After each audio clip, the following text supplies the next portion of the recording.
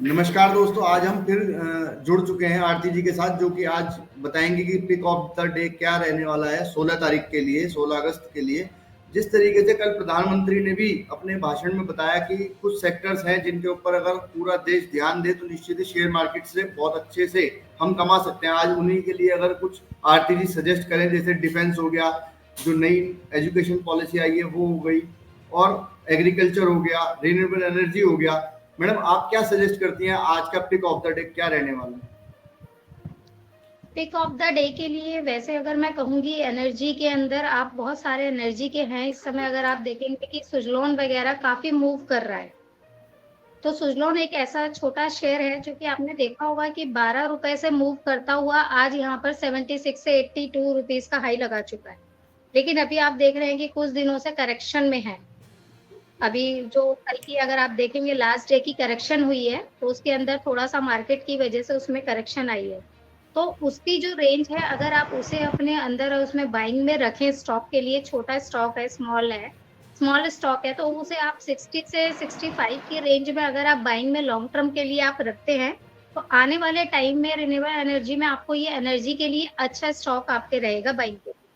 तो इसे आप अपने उसमें स्टॉक में रख सकते हैं। और अगर आप एग्रीकल्चर वगैरह के लिए जाते हैं, तो मेरे हिसाब से अभी जो टाइम है, अभी अगले जो नेक्स्ट 2 वीक है, थोड़ा-सा मार्केट के लिए क्रिटिकल है, तो थोड़ा-सा मार्केट में करेक्शन हो सकता है। तो मैं चाहूँगी कि उन्हीं 2 वीक के बाद आप मार्केट के अंदर एंटर करें, और उसके अंदर जो स्टॉक आपको अभी तब नीचे आएँगे, तब उसी के साथ-साथ मैं आपको उसके अंदर सजेस्ट करती रहूँगी कि किस स्टॉक में आप एंटर करें। अगर मैडम, अगर जिस तरीके से आपने दो स्टॉक्स, एक स्टॉक बता दिया सुजलॉन का आज के लिए, और एग्रीकल्चर के लिए आपने सजेस्ट किया कि इन फ्यूचर जिस तरीके से मार्केट के अंदर करेक्शन आएगी तब हम पिक कर सकते हैं। अगर हम बात करें कि किस टेक्निक का और ध्यान रख के मार्केट को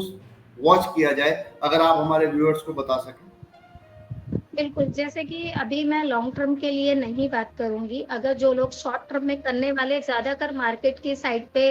ज़्यादा व्यू रखते हैं कि हम इंट्राडे में ही काम करके, ट्रेडिंग करके आपको काम अपना प्रॉफ़िट कमा सकें।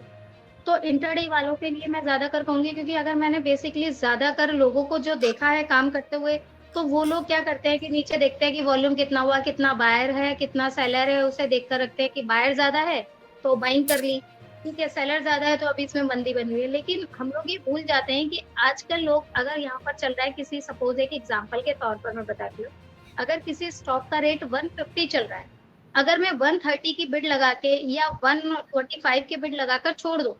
मुझे पता है कि वो रेट इतनी जल्दी, आपको भी पता होगा जो मार्केट में ट्रेड करते हैं या मैं भी हूँ, तो वो रेट इतनी जल्दी नहीं आएगा। लेकिन उससे क्या होगा कि बायर बढ़ जाएगा।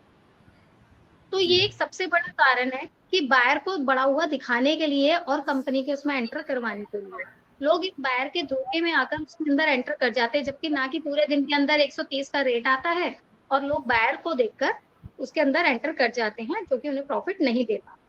तो वो वाली पॉलिसी को ना करें, क्योंकि आजकल अगर हम देखें ट्रेडिंग के अंदर इंट्राडे में ना ही पीई रेशो, ना ही आपका वॉल्यूम, ना ही एसेट्स, ना ही कोई प्रॉफिट एंड लॉस, वो काम नहीं कर रहा है मार्केट के अंदर।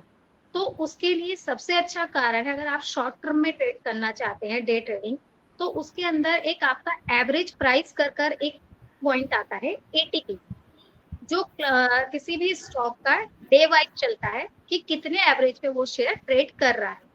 अगर आप उस एवरेज को देखकर आप ट्रेड करें डे वाइज, तो आप आराम से उसे कर सकते हैं।